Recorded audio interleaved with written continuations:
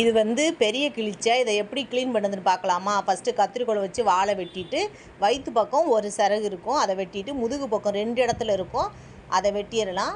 அப்புறம் வந்து கத்தியை வச்சு இந்த மாதிரி செதில் எல்லா மீன்லையும் இருக்கும், காணாங்கழுத்தில் கூட இருக்கும், செதில் 2 பக்கம் கத்தியை வச்சு இந்த மாதிரி பண்ணிவிட்டு, கிழிச்சையிலையும் பெரிய கிழிச்சையிலையும் வயிற்று அடியில் வந்து சொரசொரப்பாக இருக்கும், அதை வெட்டிடலாம்.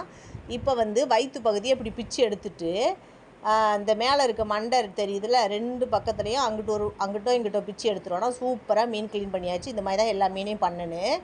அப்புறம் வயிற்று பக்கம் கீழே ஒரு பக்கம் சிறகு இருக்கும், மேலே பாருங்கள் குட்டியாக 2 முள் இருக்கும், அதை நம்ம வெட்டாட்டி நம்ம அலசும் போது கையில் குத்தோம். இதோ தெரியுது பாருங்கள், கத்திரிக்கோல் வச்சு அதையும் வெட்டிடலாம்.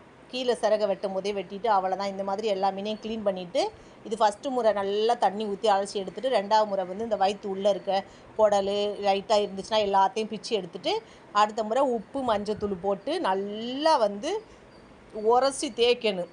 மீன் அலசும் போது கொஞ்சம் நல்ல பெரிய பாத்திரத்தில் வச்சு அலசுனா தான் கவுச்சி ஸ்மெல்லாக போகும். இந்த மாதிரி தேய்ச்சி அலசிட்டோன்னா கவுச்சியே அடிக்காது. இப்போ நல்லா அலசி எடுத்துடலாம். அடுத்த ஒரு முறை அலசி எடுத்துட்டோன்னா மீன் பார்க்கும்போதே பாருங்கள் எவ்வளோ க்ளீனாக இருக்குன்னு. இந்த மாதிரி சமைக்கும்போது கவுச்சி அடிக்காது. எல்லா மீனையும் இப்படியே தான் செய்யணும். இந்த வீடியோ பிடிச்சா லைக் பண்ணுங்கள்.